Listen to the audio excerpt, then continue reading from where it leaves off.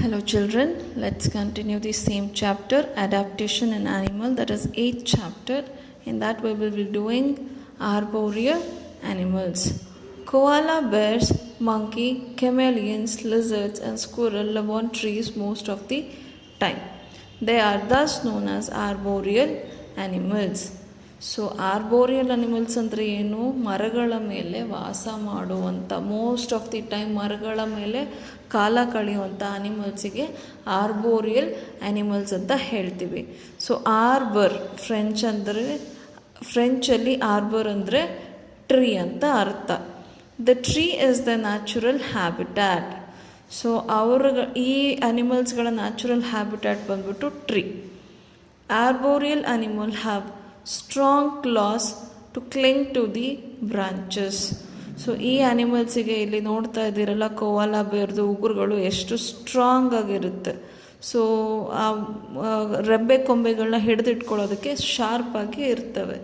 Monkeys have long strong tails which they can swing from branch of trees. So ಇಲ್ಲಿ ನೋಡ್ತಾ ಇದ್ದೀರಾ, strong tiles ಇದೆ. ಇದರಿಂದ ಅವ್ರದ್ದು ಏನು ಮಾಡ್ತಾರೆ, ಒಂದೊಂದು ಬ್ರಾಂಚಿಂದ ಇನ್ನೊಂದು ಬ್ರಾಂಚಿಗೆ ಹಾರಾಡ್ಕೊತ ಇರ್ತವೆ. Next comes the aquatic animals. Animals that live in water are called aquatic animals.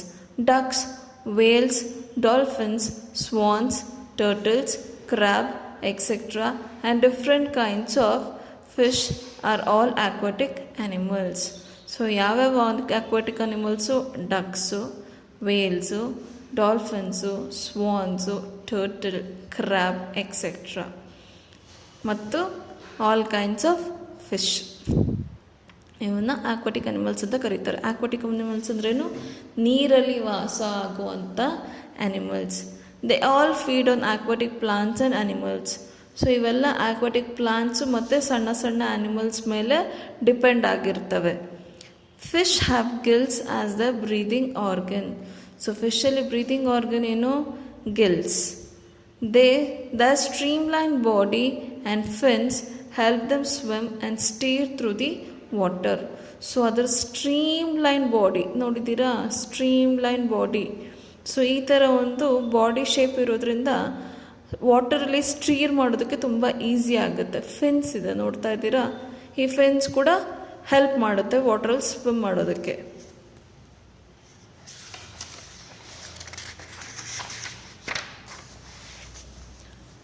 Whales and dolphins also live in water but come up to the surface to breathe because they use their lungs and not gills for breathing. So whales ಮತ್ತು ಡಾಲ್ಫಿನ್ಸ್ನ ನೋಡಿದ್ದೀರಾ ನೀವು, ಅದು ಆಗಾಗ ನೀರಿನ surface ಮೇಲ್ಗಡೆ ಬಂದು ಉಸಿರಾಡುತ್ತೆ. ಯಾಕಂದರೆ ಈ ಅನಿಮಲ್ಸಲ್ಲಿ, ಡಾಲ್ಫಿನ್ಸು ಮತ್ತು ವೇಲ್ಸಲ್ಲಿ ಗಿಲ್ಸ್ ಇರಲ್ಲ, ಅವುಗಳಿಗೆ ಲಂಗ್ಸ್ ಇರ್ತವೆ. ಸೊ ಏರ್ ಎಕ್ಸ್ಚೇಂಜ್ ಮಾಡ್ಕೊಳ್ಳೋದಕ್ಕೋಸ್ಕರ ಸರ್ಫೇಸ್ ಮೇಲ್ಗಡೆ ಬಂದು ಉಸಿರಾಡ್ಕೊಂಡು ಮತ್ತೆ ಒಳಗಡೆ ಹೋಗ್ತವೆ. Some birds live in water near water bodies. Ducks have webbed feet and turtles have flippers to swim. So ಕೆಲವೊಂದು ಪಕ್ಷಿಗಳು ವಾಟರ್ ಬಾಡೀಸ್ ಹತ್ರ, ವಾಟರಲ್ಲಿ ಅಥವಾ ವಾಟರ್ ಬಾಡೀಸ್ ಹತ್ತಿರ ಇರುತ್ತವೆ. ಡಕ್ಸಿಗೆ ವೆಬ್ಡ್ ಫೀಟ್ ಇದೆ, ಟರ್ಟಲ್ಸ್ಗೆ ಫ್ಲಿಪ್ಪರ್ಸ್ ಇದೆ, ಈಜಾಡೋದಕ್ಕೆ ಈಸಿ ಆಗಲಿ ಅಂತ. Cranes and flamingos have long thin legs that help them wade through the water. Cranes ಮತ್ತು ಫ್ಲಮಿಂಗೋಸು ನೋಡಿದಿರ ತಾನೆ, ಫ್ಲಮಿಂಗೋಸು ಸ್ವಲ್ಪ ಪಿಂಕಿಶ್ ಕಲರ್ ಇರುತ್ತೆ. ಸೊ ಈ ಫ್ಲಮಿಂಗೋಸು ಮತ್ತು ಕ್ರೇನ್ಸಿಗೆ ಲಾಂಗ್ ಲೆಗ್ಸ್ ಇರುತ್ತೆ. ಸೊ ಏನಕ್ಕೆ ಈ ಥರ ಲೆಗ್ಸು, ವೇಡ್ ಮಾಡೋದಕ್ಕೆ, ಸೊ ನೀರಲ್ಲಿ ಕೆದ್ರಕೊಂಡು ಓಡಾಡೋದಕ್ಕೆ. They feed on fish which they catch with their long beaks. So ಈ ಲಾಂಗ್ ಬೀಕ್ಸಲ್ಲಿ ಕೆದರುತ್ತೆ ಹಿಂಗೆ ಮಣ್ಣನ್ನು ಒಳಗಡೆ. ಸೊ ಹುಳ ಅಥವಾ ಮೀನು, ಸಣ್ಣ ಸಣ್ಣ ಮೀನುಗಳು ಈಜಾಡೋದಕ್ಕೆ ಸ್ಟಾರ್ಟ್ ಮಾಡಿದ ತಕ್ಷಣ ಅದನ್ನು ಈ ಲಾಂಗ್ ಬೀಕ್ಸಲ್ಲಿ ಇಟ್ಕೊಂಡು ತಿನ್ನುತ್ತೆ ಈ ಪಕ್ಷಿಗಳೆಲ್ಲ. Next comes the amphibians.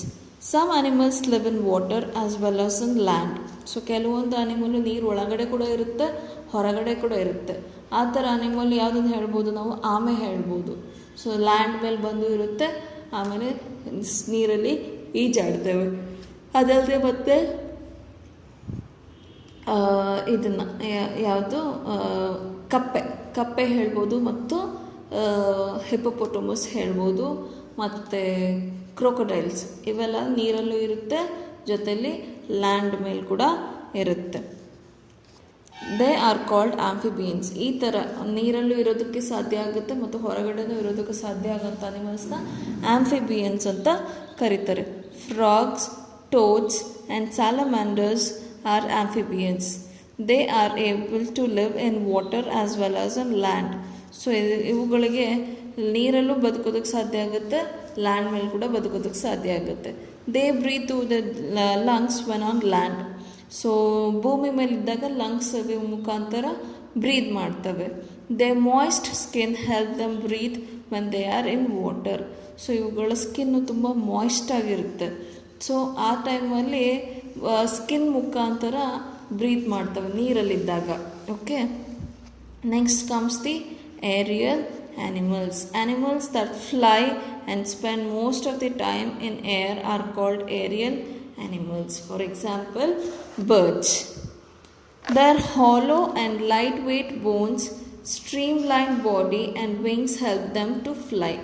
So bones weight ಜಾಸ್ತಿ ಇರಲ್ಲ, ಆಮೇಲೆ ಸ್ಟ್ರೀಮ್ಲೈನ್ಡ್ ಬಾಡಿ ಇರೋದ್ರಿಂದ ಅವಕ್ಕೆ ಆಕಾಶದಲ್ಲಿ ಹಾರೋದಕ್ಕೆ ತುಂಬ ಈಸಿಯಾಗಿರುತ್ತೆ.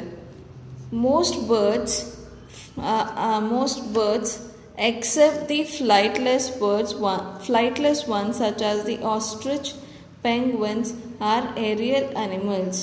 ಸೊ ಈ ಹಾರೋದಕ್ಕೆ ಬರದೇ ಇರೋಂಥ ಬರ್ಡ್ಸ್ ಯಾವ್ಯಾವು? ಪೆಂಗ್ವಿನ್ಸ್, ಆಸ್ಟ್ರಿಚ್, ಈಮು ಆ್ಯಂಡ್ ಕಿವಿ. ಇವೆಲ್ಲವೂ ಹಾರೋದಕ್ಕೆ ಬರದೇ ಇರೋಂಥ ಆ್ಯನಿಮಲ್. ಮತ್ತೆ ಹೇಳ್ತಾ ಇದ್ದೀನಿ ನೋಡಿ, ಪೆಂಗ್ವಿನ್, ಈಮು, ಆಸ್ಟ್ರಿಚ್, ಕಿವಿ. ಈ ಬರ್ಡ್ಸ್ ಆಗಿದ್ರು, ಏರಿಯಲ್ ಅನಿಮಲ್ಸ್ ಆಗಿದ್ರು ಇವಕ್ಕೆ ಹಾರೋದಕ್ಕೆ ಬರೋದಿಲ್ಲ. Also a bat flies in the air but it is not a bird. So ಬ್ಯಾಟ್ನ ನೋಡಿದ್ದೀರ, ಬಾವುಲಿ ಅಂತಾರೆ. ಸೊ ಆ ಬಾವುಲಿ ಹಾರುತ್ತೆ, ಆಕಾಶದಲ್ಲಿ ಹಾರುತ್ತೆ, ಬಟ್ ಅದು ಬರ್ಡ್ ಅಲ್ಲ, ಅದನ್ನು ಮ್ಯಾಮಲ್ ಅಂತ ಕರೀತಾರೆ. ಓಕೆ, ಸೊ ನೆಕ್ಸ್ಟ್ ನೋಡೋಣ migration. So migration is a mass movement of animals and birds from one region or habitat. So ಹಿಂಡುಗಳು, ಮಾಸ್ ಮೂಮೆಂಟ್ ಅಂದರೆ ಹಿಂಡು, ಒಂದೊಂದು ಹಿಂಡು ಒಂದು ರೀಜನಿಂದ ಇನ್ನೊಂದು ರೀಜನಿಗೆ ಮೂವ್ ಆಗುತ್ತಲ್ವ, ಅದನ್ನು ಹ್ಯಾಬಿಟ್ಯಾಟ್, ಒಂದು ಹ್ಯಾಬಿಟ್ಯಾಟಿಂದ ಇನ್ನೊಂದು ಹ್ಯಾಬಿಟ್ಯಾಟಿಗೆ ಚೇಂಜ್ ಆಗುತ್ತಲ್ಲ in certain seasons. Animals and birds migrate in order to breed. Animals ಮತ್ತು ಬರ್ಡ್ಸು ಯಾವ ರೀಸನಿಗೋಸ್ಕರ ಮೈಗ್ರೇಟ್ ಮಾಡ್ತವೆ? ಬ್ರೀಡಿಂಗ್ ರೀಸನ್ಗೋಸ್ಕರ ಮೈಗ್ರೇಟ್ ಮಾಡ್ತವೆ. ಇದಲ್ಲದೆ ಫುಡ್ಡಿಗೋಸ್ಕರ ಮೈಗ್ರೇಟ್ ಮಾಡ್ತವೆ, ಅಥವಾ ಎಕ್ಸ್ಟ್ರೀಮ್ ಕೋಲ್ಡ್ ವೆದರ್ಗೋಸ್ಕರ ಮೈಗ್ರೇಟ್ ಮಾಡ್ತವೆ. ಫಾರ್ ಎಕ್ಸಾಂಪಲು ಈ ಸೈಬೇರಿಯನ್ ಕ್ರೇನ್ಸ್ ಮತ್ತು ಫ್ಲೆಮಿಂಗೋಸ್ ಆ ಮೈಗ್ರೇಟರಿ ಬರ್ಡ್ಸ್. ಸೊ ಈ ಎಕ್ಸ್ಟ್ರೀಮ್ ಕೋಲ್ಡ್ ತಡ್ಕೊಳಕ್ಕಾಗ್ಲಾರ್ದಾಗೆ ಸ್ವಲ್ಪ ವಾರ್ಮರ್ ಪ್ಲೇಸಸ್ಸಿಗೆ ಬರ್ತವೆ ಅವು. Adaptation for food. Animals can also be classified on the basis of the kind of food they eat. So adaptation of food. So food ಮೇಲೆ ಮತ್ತೆ classify ಮಾಡಿದ್ದಾರೆ. So they depend on the immediate environment of there food. So ಅಲ್ಲಿ ಸುತ್ತಮುತ್ತಲಿನ environment ಮೇಲೆ depend ಆಗಿರುತ್ತೆ ಅದರ ಫುಡ್ಡಿಗೋಸ್ಕರ. ಕಾರ್ನಿಯೋರ್, ಓಮ್ನಿಯೋರ್ and ಹರ್ಬಿಯೋರ್ಸ್ are different types of adaptation